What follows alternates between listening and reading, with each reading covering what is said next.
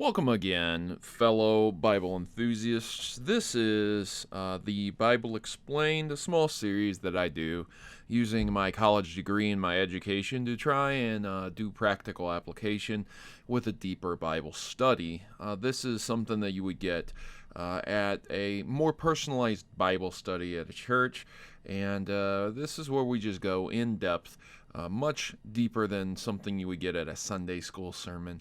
So, last time we delved into Genesis chapter 7, and that was the Great Flood. The flood had actually begun to start, and that's where we're going to begin today. So I greet you in the light, and I hope everything is going well for you. Remember, we do all things with Christ-likeness in mind, and we try to serve the one true God. So we're going to begin with Genesis chapter 8. I'm going to start. But God remembered Noah and all the wild animals and livestock that were with him in the ark, and he sent a wind over the earth, and the waters receded. So, starting off, I want to just say this is the New International Version. I swapped between King James and New International Version just so that we can get some different text here, so that I can look at different wording and things like that a lot of the time. So there's that. But this is a callback to chapter 7, which falls back on the idea, the notion that God had promised Noah that he was going to give him the earth, and so God didn't forget Noah. God didn't let Noah go and just say, well, there it is, he's dead. So this is a callback to say that, yes, God does remember, and it's specifically put here that God remembered Noah and the wild animals and the livestock and all that stuff. And so God sent a wind and receded the water. So the water did recede. It's not exactly explained here in this verse where it went, or fully in the Bible, honestly, but the water receded. Verse 2, chapter 8, now the springs of the deep and the floodgates of the heavens had been closed, and the rain had stopped falling from the sky. So that's just continuation. It's just explaining that because everything had stopped, there is no reason for the water to continue because things had stopped. So the springs of the deep, this is the idea that underground there are these deep, deep entrenched wells, that there's much more water on the planet than what we even know of right now, in that God let those loose, allowed those to escape. It wasn't just rain, but it was a combination of rain and the springs from the deep there. The deep being underground, deep underwater. So there you go. Verse 3, the water receded steadily from the earth. At the time of the 150 days, the water had gone down. And so there you go. You can kind of see a timeline, a time period here at the end of 150 days. So it was almost half a year that it had been just covered with water. There was no place for the water to go. You know, I always found that interesting. I always found that odd. If all life was destroyed, why wouldn't God, again, snap his fingers and just remove the water? I don't understand, because the idea and the thoughts is that everything's dead, everything's destroyed, just as the Lord promised. So, why are you waiting for the water to recede? Why aren't you just snapping your fingers and allowing things to get on with it? But I digress. Verse 4, and on the 17th day of the 17th month, the ark came to a rest on the mountains of Ararat. Not particularly familiar with that location, so I'm going to straight look it up right now as we're in this study. The mountains of Ararat is considered to be today a volcano in Turkey, so the Middle East. And I find that interesting. Again, as we know, we can go from one end of the planet to the other end of the planet on a ship. We know this. This has been done. And it's been done with very, very early primitive technology. You know, we can debate. We can say, oh, Columbus wasn't the first person to find America. We could do that debate. We could do that, right? However, the problem is that Noah didn't leave the Middle Eastern region. And though the Bible doesn't specifically say where Noah was as we're coming out of the Garden of Eden, and Noah's tale is a continuance of the descendants of Adam and Eve, probably the closest relative at this point in time. It's just a continuance of that lineage, that line. My point being, it doesn't state where they are, but if we're talking in terms of our understanding today, we're saying that the mountains of Ararat are in Turkey. And therefore, it would have been the Middle East again. And so the Middle East seems to be a concurrent theme. Israel, Iraq, Iran, Turkey, those places around there, even northern Africa. A lot of people speculate the Garden of Eden actually originates from Africa. However, again, I find it to be very, very strange that if it emerged from Africa, then why is the Middle East the place that's continuously brought up? But, again, I digress. We just don't know. We don't have the answers.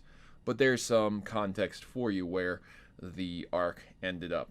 Verse 5, the waters continue to recede until a 10th month, and on the first day of the 10th month at the tops of the mountains became visible. So you're getting, again, another timeline. You're getting given a few dates here. Nothing amazing, nothing particularly trackable. But it is just trying to explain that it is taking an extra 3 months to get all of the water off of the planet, to the point where Noah is now on top of a mountain, and the mountain tops are visible. So if you've ever seen a mountain, you know that they're high. And if you look up the mountains of Ararat, you can see that there's a city, and the mountains tower the city. They are beyond, far above the city. There are pictures that show castles, and the castles look tiny. The castles are ridiculously small due to the perspective, but the mountain itself is beyond towering. The best way that I can describe it is it looks like a towering tsunami. So it's pretty amazing, pretty fascinating that you can see the size potential there, and it discusses how long it took for that mountaintop to become exposed. Verse 6, after 40 days, Noah opened a window he had made in the ark. Verse 7, he sent out a raven, and it kept flying back and forth until the water had dried up on earth. So, Noah first sends out a raven. This Noah's Ark story is very, very famous, very, very infamous for the fact that he sends out a dove. But in fact, this is kind of an anecdote story here, because Noah does indeed later send out a dove, but he first sends out a raven. Ravens are very smart. People have been using ravens for a very long time for many, many purposes. And this is another example of showing humanity's history and how far it goes back with the knowledge that we had. Birds were smart, so people used them long, long before what we saw in the medieval era, and potentially a little bit before that as well. This is way before even Christ's establishment, way before AD, way before any of that. So, pretty interesting, pretty unique. Verse 8 is the part where he sends out a dove. Then he sent out the dove to see if the water had receded off the surface of the ground. Verse 9, but the dove could find nowhere to perch because there was water all over the surface of the earth. So it returned to Noah in the ark. He reached out his hand, he took the dove, and brought it back to himself in the ark. I'd like to point out again, a lot of people have issues believing this story. But Noah was with God. Noah had the powers of God to a point, and that applies to the animals, that applies to the creatures. I don't know if you guys have ever tried to mess with a dove that's untrained. It's not going to follow your orders. It's not going to do what you want it to do. The dove easily could have flown out and then flown back to the ark and been on the roof of the ark for days before people figured out where the dove was, right? So my point is, it seems that Noah also had been working with these creatures, these animals, while he was in the ark, possibly training the raven, possibly training the dove. But I do think that that is a little bit too much foresight, right? These are things that aren't recorded. These are things that are not recorded in the Bible. Why? Because they're not necessarily as important as many people think they are. We could sit here and say, look, let's take out the raven verse, right? So verse 7 isn't the raven anymore. Verse 7, and Noah was training a dove through God's knowledge to be able to find if the water had receded or not. And, there you go, right? We could put that in the Bible if we wanted to, right? But would it really do anything other than the fact that it would tell us that Noah had the knowledge to train birds? We already know that. We already know that he used a raven in the previous verse, so he had some type of avian knowledge. My point being, again, why, if Noah was the chosen one, why did God not just say, hey there, Noah, you can go now, right? Like, you don't have to keep living in the ark. But he didn't do that. And that's what really bothers me about this story. There's a lot of holes. Perhaps it wasn't written down that this was God's instruction. Perhaps they didn't feel that there was a point to include that. Though I find that to be extremely suspect, because you gotta think, man. At any point in time in the Bible where there is God directly ordering someone to do something, directly telling them to do something, is pretty important. It gets written down. So I would assume that that would be written down. That is my point of contention with this entire story of Noah. There's just a lot of gaps, a lot of holes. Perhaps that's because we just genuinely don't have the proper information, that the scrolls were altered, the scrolls were lost, things like that. Though I don't think it's so much that, more as just context not needing to be added. This is what happened. This is how it happened. Why it had to happen this way is not told, but this is what is. So there you go. So we're going to continue on. Verse 10, after the dove returned to him. Verse 10, he waited 7 more days and sent out the dove from the ark. Verse 11, when the dove returned to him in the evening, there in its beak was a freshly plucked olive leaf. And then Noah knew that the water had receded from the earth. So this is interesting, because we get a timeline period. I'm not particularly sure how long it would take olives to grow. I'm also not particularly sure how long olive seeds could live if the earth was fully flooded. You have to think right now, the whole planet had been flooded. The waters had started to receding. They receded back into the earth. They were going away. And then out of nowhere, you have this dove coming up with this fresh olive leaf. And it's pointed out that it is indeed an olive leaf. It wasn't any other type of leaf. So very unique, very strange that an olive tree was able to grow so immediately, quickly, that it was able to grow leaves off of the tree. Though I am not a botanist, and I fully admit that, I am only pointing out the fact that it grew very, very quickly within a month or two. So we see the timeline, 3-month period. Even though he says it's 7 days, I don't believe that it grew in 7 days. I believe the water had receded in certain areas and the dove went to those areas. Verse 12, he waited 7 more days, sent the dove out again, but this time it did not return to him, implying that the dove actually found dry land to perch upon and wait. Verse 13, by the first day of the first month of Noah's 601st year, the water had dried up from the earth. Noah then removed the covering from the ark and saw the surface of the ground was dry. So the ark was covered to protect it from the water, to protect it from the rain.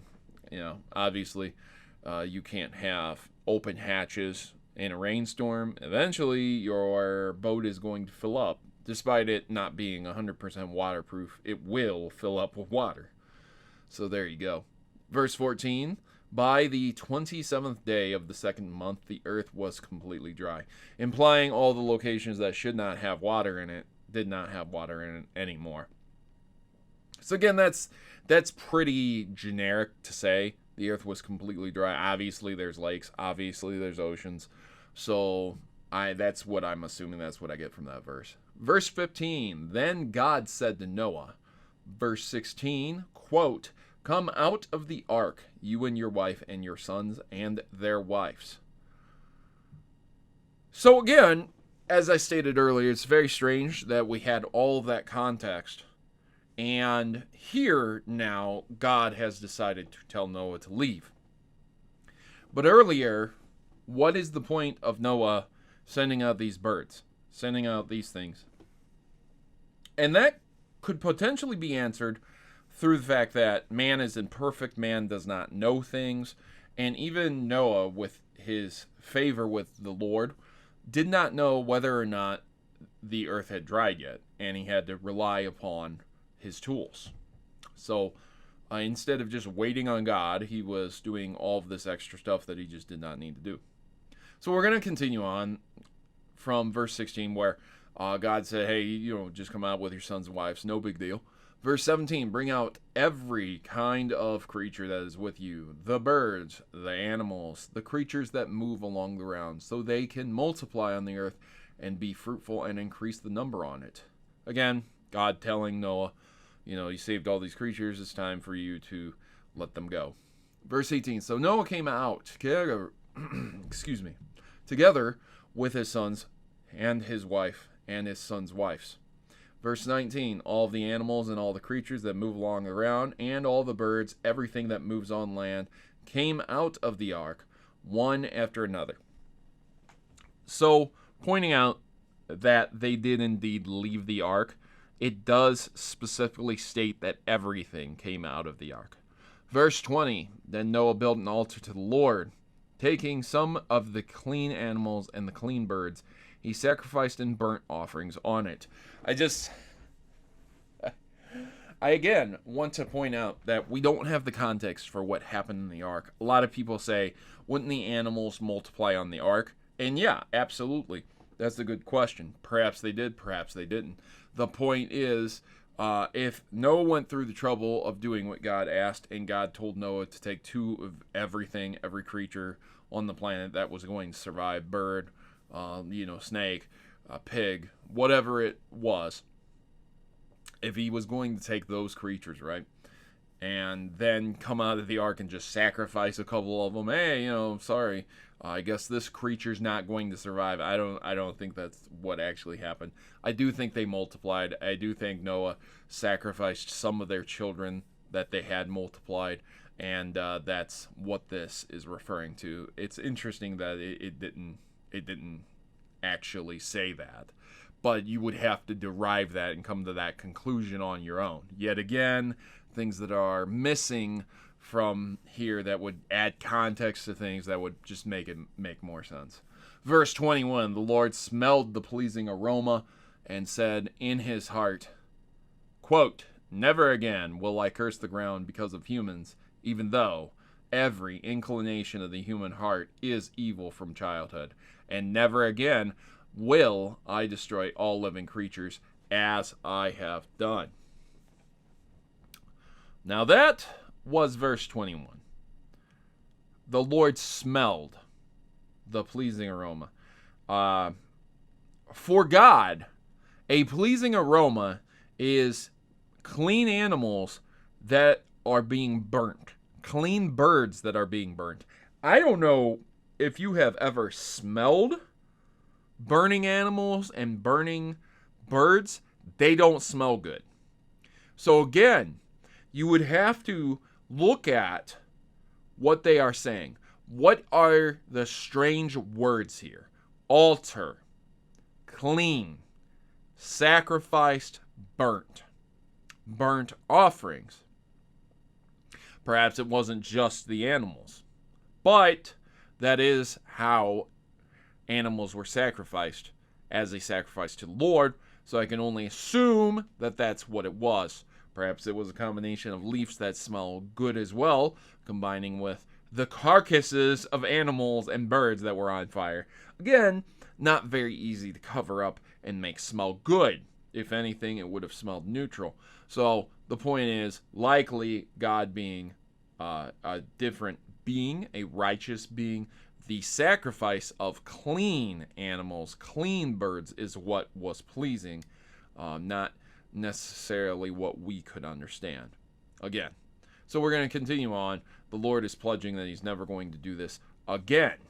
Verse 22, as long as the earth endures, seed time and harvest, cold and heat, summer and winter, day and night, will never cease. So there you are, ladies and gentlemen. That was the classic story of Noah and the ark. This is wrapping up. We're going to get the epic conclusion in the next chapter. This was chapter 8. A lot of unique things to think about. None more than the fact that, again, God could have snapped his fingers and just did all of this stuff. Perhaps God wouldn't have been so forgiving if Noah hadn't created an altar and sacrificed immediately after. Why was Noah doing all of those things if God was just going to tell him when it was time to leave? Did Noah breed animals in the ark? What did Noah do in the ark for around 150 days, plus several months? All very good questions with answers that I hope to see from you in the comments. I thank you guys for joining me for this episode of the Bible Explained. And as always, every day is a new opportunity to give yourself to the Lord, to accept Christ for the sacrifice of sin. We're all born into sin. We all know the story of Adam and Eve, thanks to this channel. And we know that there's nothing we can do to stop ourselves from falling to sin. The cycle of sin is a real thing. So Christ sacrifices himself. And I always like to view it like, if there's ultimate judgment, there's a judge. And if you're representing yourself, you would want to know the rules, right? But if you're in a court of law that you don't know, you're not familiar, heaven being a different place you're not familiar with, you're going to need an attorney. But what if you don't have an attorney? How do you get an attorney? You accept Christ. You say, Christ is my attorney. Christ saved me. Christ sacrificed himself. And so Christ will represent you in front of God. So either you do it by yourself or you do it with Christ. The choice is yours. Start living a life that is worthy of God today. I want to thank you guys for joining me, and I will see you very, very soon again.